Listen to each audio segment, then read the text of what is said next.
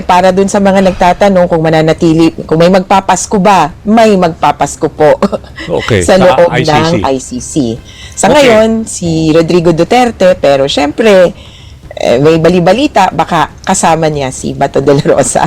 Ganun ba? Senator Bato, dapat magpakalalaki ka na harapin mo yung consequences ng actions mo. Yun dapat, di ba? Kasi bakit ka nagtatago ngayon? Di ba? Ang sisiga nyo nun, di ba? Ang tatapang nyo nun. Asa na ngayon yung tapang nyo? Di ba? Handa na si dating Philippine National Police or PNP Chief General Nicolas Torre III na arestuhin si Senator Ronald Bato de la Rosa sakaling makatanggap siya ng formal na utos mula sa isang otorisadong opisyal o kung manggagaling mismo sa International Criminal Court o ICC ang mandato.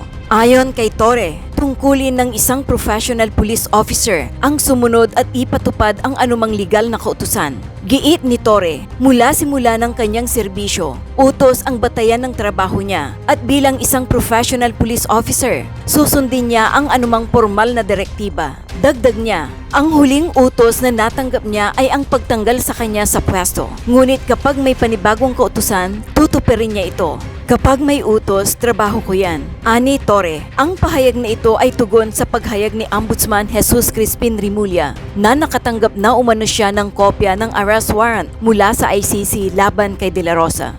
Kaugnay ito sa mga akusasyong pagkakasangkot ng senador sa umano'y krimeng may kinalaman sa drug war noong siya pa ang Davao City Police Official at kalaunan ay PNP Chief sa ilalim ng administrasyon ni dating Pangulong Rodrigo Duterte.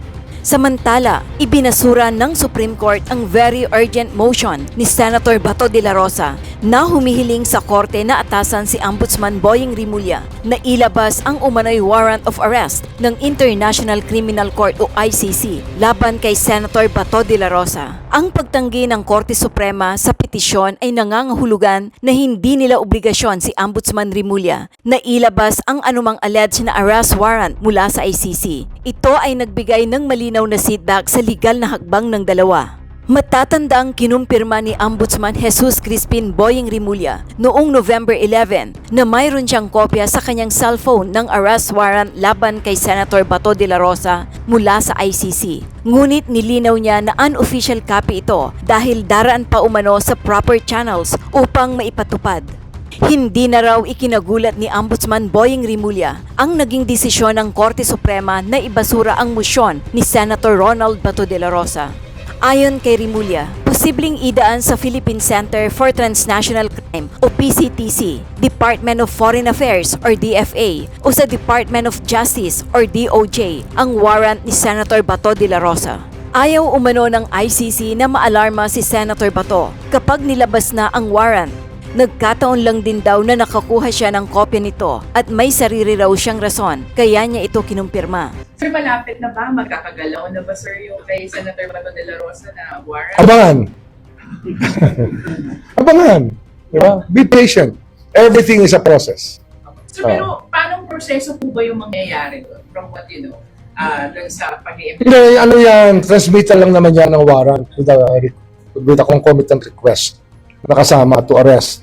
It can be through the PCTC, it can be an email to the DOJ, it can be an email to the DFA. Yan, any of those we were choosing. Kaya yung nagkataon lang, nakita ko yung copy ng warrant, kaya alam ko. Oh. Nakalagay nga to secret eh. This is a secret, parang resolution eh. Kasi ayaw talaga nila ma-alarm. Pero I have my own reasons eh. Kaya sabi ko nga sa inyo, I scoop ko yun eh. Diba? I've been doing radio for 20 years. You made a lot of headlines for saying that you already have a copy of the ICC arrest warrant. Yes. But when we asked Yes. the DOJ and the DFA, wala pa naman daw silang kopya and they don't know where you got yours. It's a complication with the ICC. Oh. But I will stand by my word that there's a warrant. It will arrive officially very soon. I still have my copy, but it cannot be used because it has to be an official transmission. How? Yeah, exactly. That's what they're waiting on, the official copy.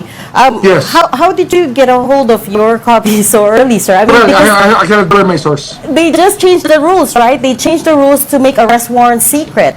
Secret. Yeah. Exactly. It's a secret document. It says in Secret. the document that it's a secret. Well, let me put it this way, sir. I thought that the government had no desire That's to the have way the anything to do ICC with the works. ICC. That's the way that the ICC works. They don't actually mirror our own judicial system. Yeah, exactly. But we have laws that coincide with each other that gives us respect for them, which is international humanitarian law. Yes, Yeah. sir. But yeah, I understand, sir, that even from before, government has refused to have anything to do with the ICC on an official That's basis. only President Duterte, but not all the governments of the Philippines. So is it fair to say that we are now cooperating with the ICC? Well, we're doing witness protection for them. If that's when I was DOJ secretary, we laid down the line that we will help them with the witnesses that they want to protect in the Philippines. In connection with the war. In connection with the drug war and the case in the ICC. Okay. So, isang pahabol na lang, Ombudsman. May balita please. kasi na there will be another senator who might be covered by an arrest warrant. May balita din ba kayong ganon?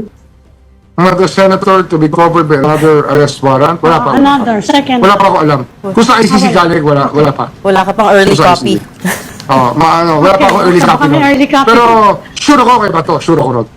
Pero sir, okay. sir, sorry, a bit of a technicality lang. Kasi I remember kay dating Pangulong Duterte, we went through Interpol, not through the Yes. ICC but through Yes. Interpol.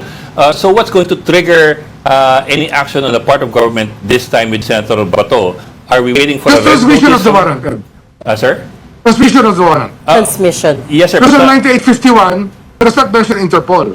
We can do what has to be done with respect to the warrant issued by the International Tribunal.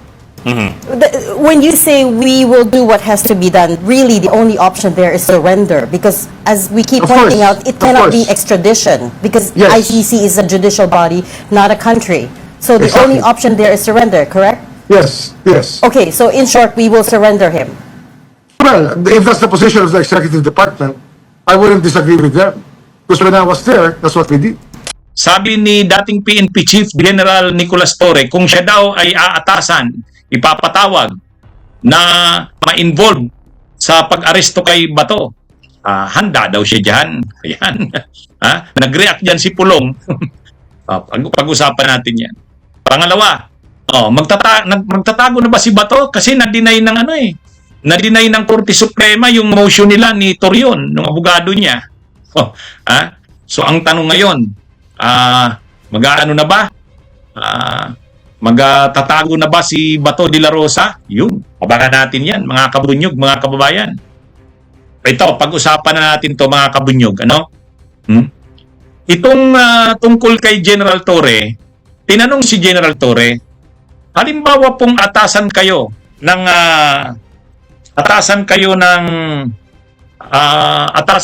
PNP, kasi sa totoo si General Nicolas Torre hindi pa naman retire, floating siya nasa holding unit siya. Ibig sabihin ang kanyang ranggo 4-star general pa rin naman hindi naman pwedeng alisin sa kanya yon. Siya pa rin ang pinakamataas na ranggo, 4-star general siya. Kaya lang sa ngayon, wala pang assignment sa kanya kung saan siya. Nasa holding unit siya, parang floating. Pero, tinanong si General Nicolas Torre, halimbawa pong i-involve kayo sa pag-aresto kay Bato de la Rosa kung lumabas ang ICC arrest warrant.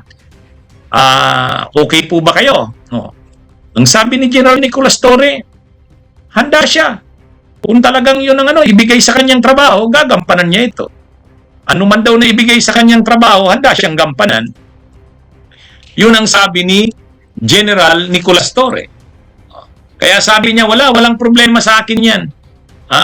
Ako naman, kung ano yung ibigay sa aking trabaho, handa akong gampanan. O syempre, ano na naman, nagalit na naman ang mga DDS sa sinabing ito ni General Nicolas Torre. Kasi alam naman natin si General Nicolas Torre, pagka ganyan pag pinatrabaho mo sa kanya ang ganyang bagay, gagawin niya talaga yan. Hindi niya yan aatrasan. At saka pag siya, nasubok naman natin yan. Si General Nicolas Torre, kapag trabaho, lalo na ganyan, Ang mission ay mission. Walang distraction sa kanya. Hindi mo siya matatakot, hindi mo siya tingnan nyo naman yung nangyari sa kanya doon kay Kibuloy. Ang daming sa kanya, kontra, sinisiraan siya, hinaharangan siya, niraralihan siya yung mga miyembro ng QJC, nag-investigasyon pa yung Senado, sila Bato de la Rosa, sila Padilla, sila Bongo para pigilan siya. Hindi siya tumigil. O ganun ka determinado si Torre. Kumbaga si General Torre, sabi niya good soldier naman siya. Kung anong ibigay sa kanyang trabaho, gagawin niya. Kaya kung ipapatrabaho yan sa kanya si Bato, halimbawa lumabas ang arrest warrant at katulungin siya, pag ibinigay daw yan sa kanyang trabaho na yan, hahanapin niya yan kahit nasaan si Bato. Nabasa ko yun. Nabasa ko yung na yun, sinabi. Pero nag-react si Pulong dyan, mga kabunyog, mga kababayan. Ang reaksyon ni Pulong, sabi ni Pulong Duterte, wag mo nga kami Torre, parang ganito. Wala ka namang accomplishment. Mabuti pa nga sa iyo si Bato, maraming accomplishments kasi matagal na naging PNP chief. Ikaw, ilang araw lang. Wala ka namang accomplishment. Siyempre, galit si Pulong Duterte kasi naiisip ni Pulong Duterte, si Torre na naman ang huhuli kay Bato. Kaya nangangalaiti sa galit si Pulong doon sa statement niya. Pikon siya Kasi si Duterte ang umaresto si Torre ang umaresto kay Kibuloy. Si Torre din ang umaresto sa kanyang ama. Kaya ngayon na naman si Bato. Kaya ang reaksyon ni Pulong, wala ka namang accomplishment, Torre. Pero ang hindi, kahit palait-laitin ni Pulong si Torre, anong walang accomplishment? Yung pag-aresto kay Kibuloy ay napakalaking accomplishment, napakahirap nun. Yung pag-aresto kay Duterte at pag-turnover sa ICC, ano ba yan? Hindi ba accomplishment yun? Sa kanila na mga DDS, hindi accomplishment yun. Pero sa bayan, sa PNP organization, napakahirap nun. Napakahirap nun. Pero nagtagumpay si General Torre doon. Ang bango ng imahe ng PNP dahil doon Kaya pikon si Pulong na kinakantsawan niya, iniinsulto niya, linalait-lait niya si Torre, na sinasabi niyang si Bato ang may accomplishment kasi matagal siyang PNP chief. Ikaw, ilang araw ka lang. Oo, matagal si Batong PNP chief. Pero ano naman yung kanyang accomplishment? Mga patayan? Kaya nga siya ngayon wanted ng ICC. Kaya nga siya ngayon wanted ng ICC dahil sa crimes against humanity.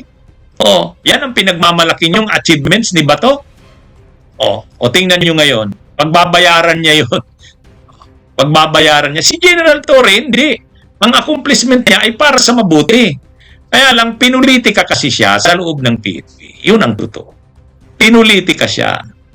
Pero kahit nga ganun, hindi naman masama ang loob ni General Torre. Sabi niya, naano ko na yan. Nalampasan ko na yan. Yung ginawa sa akin na kung hindi na ako PNP chief. Medyo nga lang kasi 80 days ba siya? 85 days. Pero sabi niya, na ako, tanggap ko na yan. Nakamove on ako dyan, sabi ni General Torre. Pero sila Pulong, ang pinagmamalaki, si Bato daw, mabuti daw si Bato, maraming accomplishment. Si Torre daw wala. Kasi 85 days nga lang daw. Si Bato, totoo, matagal na PNP chief. Pero anong accomplishment niya? Patayan? O ngayon, yung accomplishment niya na yan, pinagmamalaki nilang accomplishment, yan ang dahilan kaya siya ngayon wanted ng ICC. Crimes against humanity. Pero kahit yung accomplishment na yan, inaano naman ni Bato dinideny nila.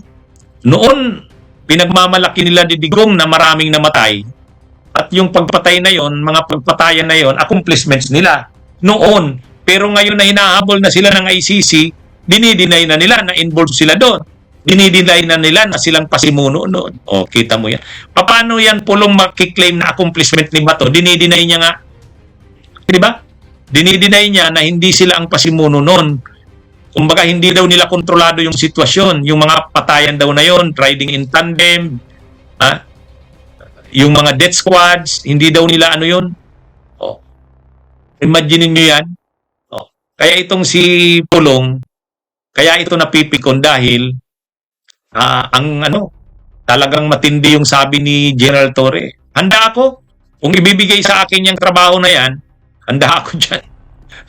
Kaya, parang ang iniisip ng mga DDS, si Torre na naman, mga aresto kay Bato. Pero hindi naman. Sabi naman ni General Torre, sa tingin niya naman, kaya na yan ng PNP. Magagaling, maano naman yan, i-implement na naman yan ng PNP. Ang sabi niya lang, kung kailanganin uli siya, handa siya. Hindi niya yan aatrasan. Yan yon. Ngayon, mga kabunyog, mga kababayan, ito si Bato. Ano na bang nangyari? Di ba ang latest? Ang latest may lumabas na yung desisyon ng Supreme Court doon sa motion ni Torion, yung abogado niya. Ang motion kasi ni Torion, i-compel o orderan ng Korte Suprema si Ombudsman Boying Rimulya na ilabas yung sinasabing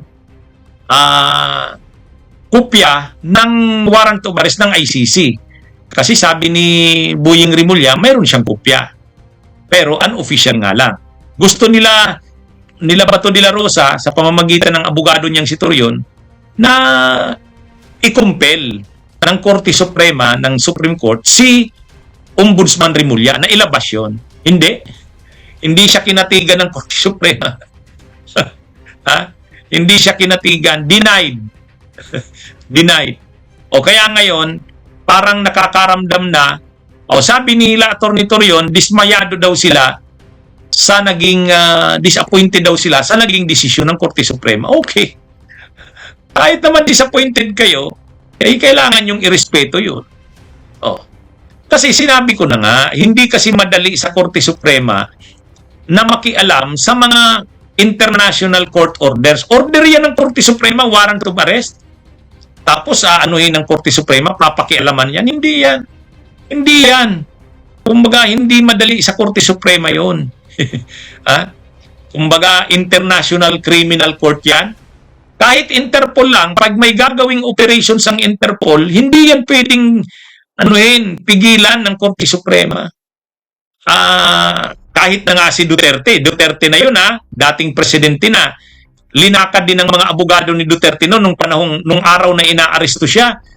Minamadali ng mga abogado niya, nagtulong-tulong na maglabas ng TRO ang Korte Suprema. Naglabas ba ng TRO ang Korte Suprema? Hindi. Hanggang ngayon, wala pang desisyon ng Korte Suprema doon sa petisyon ng habeas corpus ni Duterte. Kaya nga si Kitty Duterte, balita ngayon, linakad yata ni Kitty Duterte na nag-motion si Kitty Duterte sa ngalan ng kanyang ama na i-resolve naman ng Korte Suprema yung habeas corpus petition. Kaya lang, kasi, hindi madali sa Korte Suprema ang makialam, mag-resolve ng ganyang mga issues na involved ang International Criminal Court. Kaya siguro, na-realize na dito nila Bato, parang mayroon na sila ditong at least mayroon na sila ditong nakikinikinita na mukhang mahirap nga. Mukhang mahirap na mangyari na kapag lumabas nga yung totoong arrest warrant, malamang hindi maglalabas ng TRO, hindi pipigilan ng Korte Suprema. Mukhang nararamdaman nila Bato yan. Kaya ang isang option ngayon, magtago si Bato. Ngayon, tinanong ngayon si Israelito Torion, magtatago kaya si Bato de la Rosa o yung sinasabi nga kaya siya sa ibang bansa? Lalo sa China, sabi ni Israelito Torion, you can see his record as an excellent public officer. I don't think iiwan niya ang Pilipinas. Ay, sa tingin mo. Pero, mas ang dito, si Bato, kabaliktaran nung sinasabi niyang hindi siya natatakot at handa niyang harapin, ang totoo, takot na siya at hindi niya na hinaharap. Hindi na nga siya umaattend sa sesyon ng Senado. Di ba? Hindi na umaattend sa sesyon ng Senado si Bato. Nakailan bang kailan nag-resume yung session? November 11, 12, 13, 14, walang Bato. Ngayon na naman. Nandun, may kay Enrile, dinala doon sa Senado. Nakita ba si Bato doon? Wala. Oh, ang sinasabi ni Attorney Israelito Torion, hindi naman nagtatago si Bato. Hindi lang daw makita kung nasaan. O di anong ibig sabihin? No? Pag hindi ka makita kung nasaan at ayaw mo magpakita, ano yon? Di ba nagtatago yon? Ito talagang si Israelito Torion. Hindi daw nagtatago si Bato. Pero hindi nagpapakita. Ilang araw na, nung pagbalik ng session ng Senado, November 11, 12, 13, tapos yung Senate Blue Ribbon, November 14, walang Bato. Ngayon, wala na namang Bato. Ang dami ng session yung Senado, ha? Kaya, kung sinasabi ni Israelito Torion na hindi magtatago si Bato, nakakaduda yan. Malamang hindi yan. Kasi sinabi rin na Israelito Torion, hindi niya daw ina-advisean ang kanyang kliyente na magtago sa Senado. Kasi wala rin daw naman mangyayari doon. Sabi yan ni Torion, sa bandang huli rin daw, mapipilitan ding sumurinder si Bato kung sa Senado magtatago. O ngayon, kung hindi siya magtatago sa Senado, saan siya magtatago? Sa Davao? Mahuhuli rin siya dyan. Lalo kung si Tory ang kahanap sa kanya. Kaya ngayon, ang lumalabas ngayon, may mga nagsasabing malamang sa China yan. Malamang sa China yan pupunta. Malamang sa China. Kaya lang, sabi ni Torion, hindi daw tatakas papunta ng ibang bansa kasi ang karakter daw ni Bato, hindi iiwan ang Pilipinas. Hindi nga kaya? Hindi nga kaya? Kayanin kaya ni Bato ang magtago ng magtago? Mahirap yan. Alam niya na madali siyang makilala, madali siyang matunton. Baka nga kahit ngayon mayroon ng sumusubaybay sa kanya Totoo lang. Baka mayroon ng nagtatrak ng lokasyon ni Bato para pag lumabas yung arrest warrant, dadamputin na lang siya. Bulagain na lang siya. Pwede yun. Kasi naman sinabi na ni Ombudsman Boying Rimulya, sigurado nang mayroon Sigurado nang mayroon na arrest warrant. Lalabas na yon. Inassure ni Ombudsman Boying. Kaya anyway, abangan natin mga kabunyog, mga kababayan. For now ba, nakita nyo na ba yung sinasabi ni Ombudsman Rimulya na talagang meron ng arrest warrant and officially, kasi di ba yung sinabi niya noon, unofficial pa yung na-receive niya pero kinukumpirma niya?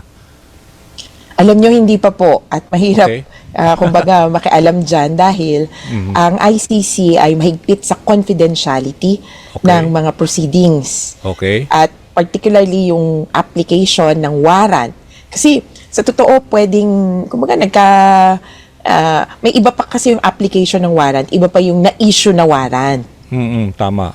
Kaya yung application ng warrant, posibleng yun ang nakita, pero posible ding issued na warrant. These are two different documents, kaya kailangang mailinaw din yun. Ayaw naman namin kulitin si Ombudsman Rimulya. Yes. Kasi wala namang kaming role sa pag-aresto Tama, po. oo, tama. Philippine government naman yan, kaya abang-abang lang din kami. Pero attorney, narinig ko kasi si Ombudsman Rimulya siguro in a few days ago, binabanggit niya na kasi 'di ba meron Supreme Court na parang nire-raise yung issue na extradition. So sabi niya if given the choice na kunwari extradition at saka itong isurrender na lang, tingin niya the most likely scenario is surrender na lang kasi yung extradition will not apply kasi hindi naman state to state it's a international court, 'di ba? Hindi naman state ang ICC. So yun yung parang argument that I heard from him. Tingin nyo ba kasi kung isusurrender, ganun din kasi pareho ng proseso na ginawa kay dating Presidente Duterte? Kung sakasakali, given the circumstances, yes, pareho nung sa kanya. Pero meron kasi kaming pinagtatalunan pa din na punto. Kailangan naman talaga ang isang akusado ay madala sa korte. Okay. So mayroon Nakalagay korte po yan sa clearance. Article 59 ng Rome Statute. Ang sabi, ang isang nahuli ay dadalhin sa korte. Competent judicial authority. Okay. O kung para sa amin, ang tingin namin, korte yon, judicial na authority. Tapos, Ang tatanungin doon ay katulad nung tinanong nung first appearance ni Duterte, kukumpirmahin ng identity, kukumpirmahin na nabasa ba niya yung warrant of arrest, at tatanungin kung nalabag ba ang karapatan niya sa proseso ng pag-enforce ng warrant. Ganon. Oo, tama. Kaya kaibang-kaiba ito dun sa extradition process ay dahil sa extradition process, pwede mong questionin yung batas. Issue kung yung batas na ba ito ay pareho ba tayo, extraditable offense, Okay. both sa amin at sa inyo. Kasi we're talking about a foreign warrant. Yes. Sa ICC warrant, walang ganun. Kumbaga, tanong na lang, ikaw ba yan? So, simpleng proseso sa Judicial korte. court. Judicial court. Oo, yun yung competent judicial authority. Hindi nangyari yun kay Duterte. Yan, Ang yan. excuse ng Philippine government. Nakalagay kasi sa Article 59, a state party Okay. shall. Ayun na. So very Hindi likely naman nga. sila member. O kaya nga, Ha? very likely nga na sinasabi nga ni Ombudsman Rimulya na he will seek definitely kung siya nga raw si Senador Bato, pupunta siya sa isang judicial court authority, di ba? Parang may judicial court na compliance para sabihin lang. Pero alam ko inunahan na niya, di ba? Nag-file na siya ng TRO sa Supreme Court. So ano Kaya lang, ano mangyayari? Bale. ang mangyayari lang problema, ang Supreme Court ay umaaksyon kung meron siyang kaso nakaharap. Pero hindi siya haharap sa isang baka may warrant. Kailangan may warrant at malinaw yon. In Yun fact, ang wala pa no? kailangang hindi pwedeng hypothetical. Tama. Kaya hindi ko alam kung uubra yung kanyang final hanggat wala pag nakikita o wala siyang napoproduce nung sinasabing warrant. Posibleng ma-dismiss yun. Ang pagkakataon niya ay kapag na-issuean siya ng warrant, i-refile niya, may tatakbo kaagad sa Supreme Court. Kaya lang, again, hindi pwedeng questionin or hindi dapat sa isang local or competent judicial authority of a state party yung jurisdiction ng court. Pupunta ka dapat ng ICC. Kaya ang punto nito, kulong. Yun ang pinaka-importante sa ICC na you are under custody, whether doon sa bansa na humuli sa'yo or doon sa ICC detention facility. Attorney, Kasi matindi yung kaso, ganun ang premise niya. Kaya kami nag-issue ng warrant dahil talagang kailangan. Okay, pero for non-lawyers like us, gusto ko lang liwanagin, no? Ibig sabihin, pag lumabas yung arrest warrant, 'di ba ang gagawin niya dapat para sundin natin yung legal sequence. Pupunta siya sa isang judicial competent authority para lang ba tatanungin lang siya doon, hindi ibig sabihin mapoprolong yung kanyang ibig sabihin isi-serve kasi alam ko pag may arrest warrant, 'di ba? The Interpol is ready to arrest him na sa tulong na ng gobyerno ngayon, napapayagan ng kanyang surrender or whatever. Pero yung judicial competent authority na yon ay hindi magde-decide na hindi siya pwedeng dalhin sa ICC. Oo, hindi pwede. 'Di ba? Hindi, na tipong palayain kasi peke itong warrant or mali yung ICC, etc. Alamin lang yung kanya kung siya yan. Parang ganun. Siya lang, oo. Pero may isang pagkakataon kasi. Binibigay sa competent judicial authority yung parang the honor, the privilege of telling the accused, you can avail of interim release. So, parang sasabihin yun, bahagi ng karapatan mo ay mag-apply ng interim release.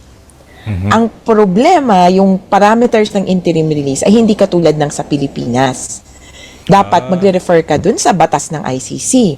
Kasi, again, ang ICC ay kakaibang institusyon. Dun siya sa mga pinakamalalang mga kaso para sa mga pinakamatitinding kaso. Tapos dun sa pinaka-responsable.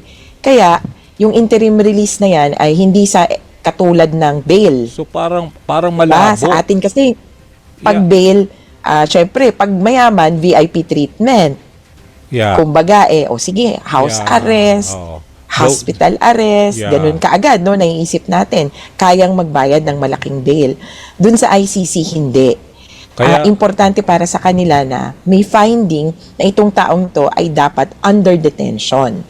To hold for crimes against humanity and so forth. Is there any reason not to hold him in detention? Okay. Kaya, kung may competent judicial authority na mag-aalok sa kanya nun, ang titingnan niyang batas ay yung Rome Statute, hindi yung local rules. Kaya, kumbaga, manghihingi talaga siya ng advice mula pa rin sa ICC. Okay, bilang panghuli, the way I understood it, parang dahil sa seriousness ng crime against humanity, it applies yung ICC rules na parang hindi yan pwedeng i-bail or hindi mo pwedeng Nang basta-basta. i-bail yung interim release. So talagang ang end result, ang end game, kulong talaga. 'Di ba? Tama ba, attorney, ang pagkakaintindi? Oo. Kasi sa totoo pwedeng mag-issue ang ICC ng dalawang klase. Summons, yung parang Okay. sabi natin sa PINA. Yeah. Or warrant of arrest. Kapag warrant ang in-issue sa iyo, ibig sabihin may kailangan kang idetene. Ibig sabihin tingin nila hindi ka voluntarily magko-cooperate. Kaya titimplahin nila yung mga action mo, lalo na yung nagtatabing ka ba, nagtatago ka ba, nagsusuot ka ba Yeah, ng tama. mga wig, ganyan. Yeah, tama. Kung tatakas ka ba o voluntarily magsusurrender sa court. Nako. So, magpa-factor in yon kaya sa Yeah. minimum, kapag may finding na ikaw ay dapat ikulong, sana respetuhin ng kung sino mang competent judicial authority or kung ako nga yung Pilipinas, same. Okay. Dalhin nyo na lang sa ICC Nako. pagkahuli. Okay. Attorney, mukhang uphill legal climb ang gagawin dito ni Senator Bato if ever na ma-serve na nga yung warrant of arrest from ICC. Pero maraming salamat sa legal insights nyo ulit. Thank you very much, Attorney. Meron na namang hinihirit itong defense lawyers, di ba, na gusto na naman na kinu-question na naman yung jurisdiction. Somehow gusto naman daw nila na tapusin na raw ito. Kaya may motion for reconsideration para yung November 14 para doon sa issue ng jurisdiction. So, ano ho ba ang update tungkol ho dito, Attorney? Opo, essentially ito yung pagkakataon nila na iapela. Yeah. At kumbaga ito na yung Supreme Court question. Okay. Siyempre kahit ano namang decision until final, until mapagpasyahan, hanggang apela, hindi pa magiging kumbaga permanente. Ito yung pagkakataon ng depensa para iharap sa panibagong set of judges. So dito 5 ang judges na kaharap nila patungkol sa jurisdiction issue. Siyempre, medyo similar din yung arguments. Kung ano Yeah. po yung ni-raise nila before, yun din naman halos. Pero kung baga sa atin, nakailang beses na tong i-raise, di sana naman matapos na once and for all. May jurisdiction ng ICC sa Pilipinas. Okay, pero once itong huli na kung saan nag-apila sila, once na magkaroon ng desisyon, let's say sinabi with finality na talagang wala na, ibig sabihin ICC talaga may jurisdiction. Tapos na yon, ibig sabihin tuloy-tuloy na at kung merong assessment na doon sa medical condition niya, tuloy na yung confirmation of proceedings, tama ba? Abay dapat, kumbaga this is it. Yes. Dapat, hindi naman pwedeng forever paulit-ulit na parang sirang yung mga plaka. argumento. Pero i-note ko lang din po Danny, na kahit hindi pa napagpapasyahan yung appeal, itong appeal on jurisdiction, Okay. pwede nang tumuloy Ganun ba? Kasi sa pre-trial chamber, the Pre-trial, only question pending, kumbaga, sabihin natin sa trial court, Yes. diba sa atin? Yes. Sa trial court, tapos na ang issue ng jurisdiction sa kanila. Okay. Kaya klaro na pwede na silang mag-proceed to determination of fitness to stand trial. Hindi na nila hihintayin yung appeal ng, kumbaga, Supreme Court. Kaya, okay. sabihin na nating mahuli ito kasi ang mga chamber, ang appeals chamber would have about 4 months, 120 days to determine. Hindi hihintayin yun ng pre-trial chamber. Dire-diretso na siya okay. kung makapagpasya na siya dito sa fitness to stand trial. Ang bago nating schedule, December 5. Ilang linggo ba yung 3? December 5, malapit na. November 18 na ngayon. Di ba, Attorney? Yes po. Oh. So, December 5, nagkaroon kasi ng issue dun sa expert. Oo nga. May bagong doktor na naman. Di ba? Oo, may Na parang bagong doktor. titingin na naman sa kanyang medical condition kung he can stand trial. Tama ba, Attorney? Ang deadline ng report nila ay December 5. Yun. Oh. Okay, December 5. Ang deadline naman ng comments o kung may masasabi ba yung all parties including the defense. Kasi independent experts to So, Okay. pwedeng mag-comment or mag-send ng observations December 12. Okay. So, yung term sa atin ay parang submitted for resolution. Wala nang ibang hinahanap pa na issue or hinihintay. Submitted for resolution ito, palagay natin dapat by December 12. Okay. Isa o siguro may break actually yung ICC. At Okay. sakto yun, it's the last day of office sa ICC. Oo, tsaka Pasko na eh. So Tama, break di sila ba? hanggang January 5. Ah. By January 5, edi balik trabaho. Sana naman mapagpasyahan nila kung fit to stand trial ba o hindi. Kaya, para dun sa mga nagtatanong kung mananatili, kung may magpapasko ba, may magpapasko po Okay, sa sa loob ICC. ng ICC. Sa Okay. ngayon, si Rodrigo Duterte, pero syempre, may bali-balita, baka kasama niya si Bato de la Rosa. Ganun ba? Okay, mamaya pupuntahan ko yung si Bato de la Rosa. So for now, para malinaw lang sa mga nakikinig sa atin, Attorney Conti, by December 5, dapat na-resolve na yung medical condition if he can stand trial. Tama? Hindi pa naman. Hindi pa? Dapat Hindi, pero may nakapag- comments pa eh. Di ba may comments kayo up to nakapag-report. December 12. Pero ibig sabihin, by December 5, dapat Report tapos na ng yung expert. assessment sa kanyang medical condition. Tama ba? Yes, nung mga doktor, yung Doktor, kaya nga. expert, magsasubmit by December 5, kokomento yung iba, prosecution, defense, Defense. victims, Okay. tapos, kumbaga, quote-unquote, submitted for resolution, kaya lang may break. Okay, so January 5, So, babalik sila. January 5 ang resumption, ang balik ng opisina ng ICC. Sana, between then and, well, for the rest of January, may narinig nga ako na dating judge ng ICC, yung Yes. Pilipino na nag-serve as judge. Sabi niya, well, kung nandyan na lahat ng pag-uusapan, Yes. the decision could come within 2 weeks.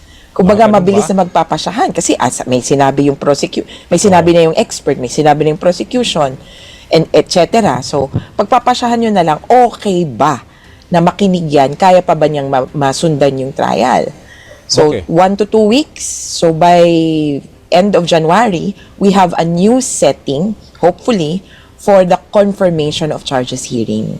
Okay, kung talagang masunod lang, no, talaga religiously yung timeline. Ang gusto ko lang liwanagin, yung December 5, ibig sabihin may assessment na ba yung mga medical doctors na kunwari nagbigay sila ito ang he is fit to stand trial, and then yung susunod ba na procedure ay yung process ibig sabihin magsasubmit na lang ang prosecution at saka defense ng kanilang comments. Pero ibig sabihin yung una ba may assessment na okay na siya sa aming medical assessment, ganun. Okay ba yun? Pwede. Pero, Ganun ba yun? pinapaliwanag din sa amin na yung fitness to stand trial, hindi siya talaga medical condition Okay. Hindi doktor ang nagpapasya. Hindi ito parang fit to return to work. Okay. Ang fitness to stand trial ay more a legal concept. Kumbaga, huwes ang nagpapasya niyan. Kaya, pwedeng ang sabihin ng doktor, kaya ba niyang Okay niya, makinig ang kanyang hearing ay, kunyari, 75%. Pwede siya, Ang parang gano'n, yung assessment. kumbaga, ang kanyang, wala siyang tumor sa utak, wala siyang, kumbaga, wala siyang Alzheimer's, Okay. wala siyang ganito, ganyan. Pwedeng ganun kasi yung assessment. Hindi siya diretsong assessment na this person is fit to stand trial. Pero kung ano't ano man, ang standard kasi ng fit to stand trial, simple, kumbaga, number 1, kayang makinig, kayang masundan ang mga nangyayari. And then number 2, kayang tumugon dun sa nangyayari. So, kumbaga, parang fit to return to work. Ang sasabihin ng doktor, wala bang lagnat yan, wala bang bali sa katawan, etc. Sa kanya isi-certify na fit to stand trial kung na-meet yung standards. So, 2 parts. Kaya bang marinig, masundan, at kaya bang sumagot o tumugon dun sa mga aligasyon laban sa kanya. So, both medical issue and a legal issue. Okay, oo. Kasi yung legal issue, magde-decide na doon yung chamber. Pero in terms of, ang gusto ko malaman, kung malinaw by December 5 na maglalabas ng certification yung mga medical doctors that he is fit to stand trial. Ganun. Tapos, posibleng hindi tapos pa ganun comments yung na lang, ano. and comments na lang yung dalawang panig. Di ba? Ganun. Posible pong yung expert's opinion ay Lumabas na, more of, December 5. kumbaga, diagnostics. Yun, oo. Okay. Kasi yung expertise nila, palagay ko yung isa, kaya niyang sabihin ng outright. Yes. Kasi yung isa will be a geriatric Okay. neurologist. Okay. So talagang ang specialization niya sa pag-iisip ng mga matatanda. Kaya yun Okay. yung Okay. in a better place, kumbaga in the best place to decide. Okay. Yung iba kasi, hindi naman sa ano, no? Pero neuropsychologist lang, parang gano'n. Ah. Kumbaga, baka ma-factor in din kasi yung kanyang edad. Kinumpleto yan ng ICC, may behavioral neurologist, may Oo, psychiatrist, battery of doctors, may geriatric and forensic psychologist. Okay, if on the event lang, just in case lang kunwari December 5, medyo sabihin ng yung mga doctors, no, yung lahat yan, mga sinasabi niyo espesyalista, we need more time to further assess yung kanyang medical condition. Pwede ba yun? Posible ba yun? Kasi di ba, we're rushing nga doon sa timeline. Kung hindi ma-reach yung December 5, pwede bang i-extend yung medical assessment? Dapat hindi. Kasi bago nung deadline, kailangan manghingi na sila ng panahon. Sa totoo lang, kaya medyo maikli yung oras. May isang buwan actually may isang buwan na binigay sa kanila. Tapos nag-extend pa dun sa iba dahil Nagdagdag ng doktor. nag-delay, ba? Oo. So yung nauna nang na-appoint, nakita na nila yung papeles. Kaya 1 month lang halos kasi meron na silang report na uusisain. Si Duterte may CT scan, may MRI test results na nagawa na nung August, nung June. Yeah. Kaya ang iniisip ng court, konti na lang, ano pa bang kailangan nyo? Okay. Kaya, kumbaga, dagdag na lang kung sakasakali na diagnostics ang gagawin nila. Okay. Yung deadline na December, nung November pa na set. Okay. So, Kaya ang assumption, sa pagitan na ngayon, actually in 2 weeks, ganyan, sabihin nila na, teka, kulang pa yung oras, kailangan sabihin na nila yon before nung December 5. okay. Pero at the rate we are going, para yung timeline, no, it's very sure na talagang merong magpapasko sa ICC facility, former President Duterte. Opo, kasi wala, imposibleng makaano siya dahil pag susundan nga natin December 12 yung pa yung deadline ng comments ninyo tapos most likely magbe-break sila January January 12 5 babalik pa lang sila, so definitely yung timeline na yun nagpasko na siya doon. Yun na nga, kaya siguro talagang mag-a-adjust na lang. Ang ano nga namin, sino ba naman kasing nag-request nito? Sila din naman. At naging masinsin ang kanyang abogado dun sa pagkwa-qualify ng experts. Sila ang nagpa-disqualify ng dalawa. Tsaka yung jurisdiction, na na-appoint. di ba? Parang inapila pa nila sa Supreme Court. Oo. Di ba? Kaya, Nagtatagal lang. kumbaga, timplahan lang. Oo. You want this remedy, pero at the same time, it delays the process. Okay. Which is why, siguro, napaghandaan na nila itong pagpapasko doon sa The Hague. Kaya, Okay. Yeah. ang tanong na lang kung siya lang mag-isa o may kasama. Mag-subscribe at i-click ang notification bell para sa mga susunod na video updates. Maraming salamat po.